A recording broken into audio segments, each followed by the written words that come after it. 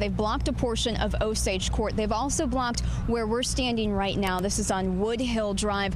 Further down the street, it's a little hard to see. We got our hands on every call coming into police involving a public park last year. Find out how your favorite one ranks when it comes to safety. The carjacking happened in this parking lot. Police tell us that a man approached a woman. She was in her car and he told her she had a flat tire. That's when the woman jumped out of her car and he jumped in. Driving in, we heard that West Liberty was gone. When we got here, we realized that was not an understatement. This whole area is leveled. There used to be a bank over here. We had City Hall, police department badly damaged. A whole strip of stores also gone. There are just blocks and blocks where they are trying to remove rubble and save people. What firefighters are trying to do right now is get another car that was set on fire off of State Street. They have really had their hands full right there tonight because, as you're about to see, State Street just exploded when the Cats won.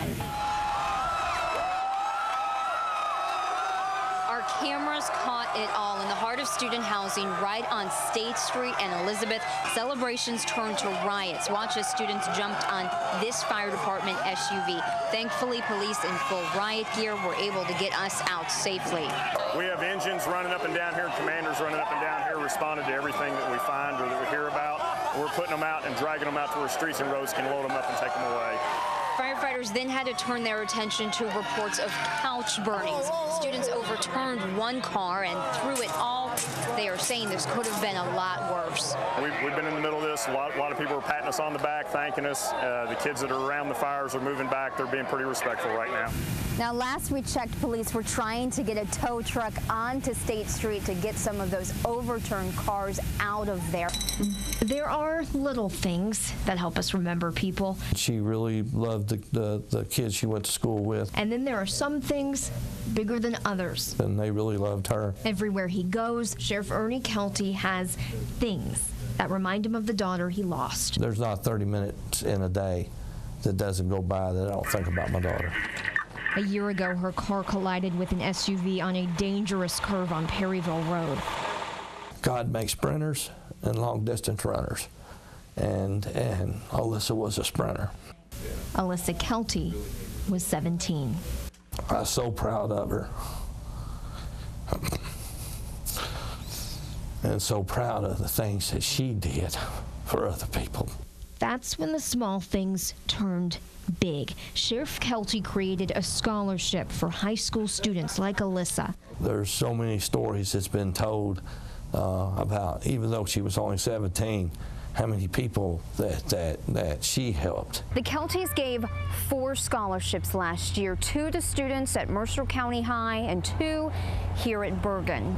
And it was really special because I wrote that essay. One of those students was Molly Crawford.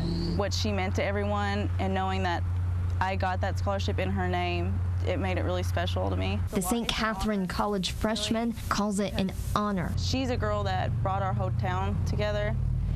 Even though I didn't know her personally, she brought a lot of us together. Now Sheriff Kelty is doing the same.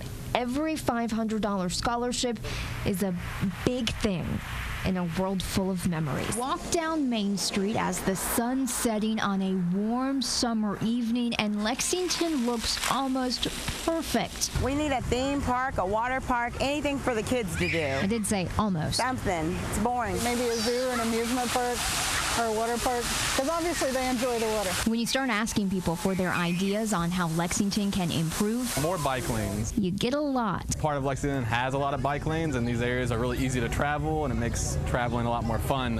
And the areas that don't have it can be kind of dangerous and a little bit scary. I've moved here from Chicago and was impressed with Chicago's public transportation system and the ease at which you could get around the city without having a car. Be nice to see that here. Mayor Jim Gray wants all ideas sent straight to him. The city's part of a nationwide challenge. Come up with a unique way to improve a town. Get $5 million to make it happen. The more we can encourage our citizens to create, to be imaginative, the better the cities are going to do. Keep those ideas coming, because New York Mayor Michael Bloomberg's private foundation is funding the challenge. A River Rock for Lexington would be huge, with retail spaces and shopping spaces and restaurants. That water feature in an urban area helps people come together, such as our fountains that we have here. You've got until August 1st to tell the city what you want. Adjust the traffic flow. It should not take 20 minutes to get from Preston Avenue to the Kroger on Euclid at midnight. It's a freaking nightmare. This is a tiny city. In Lexington. It's a satellite pharmacy. Kristen Kennedy, WKYT. We really do. Downtown. 27 News First.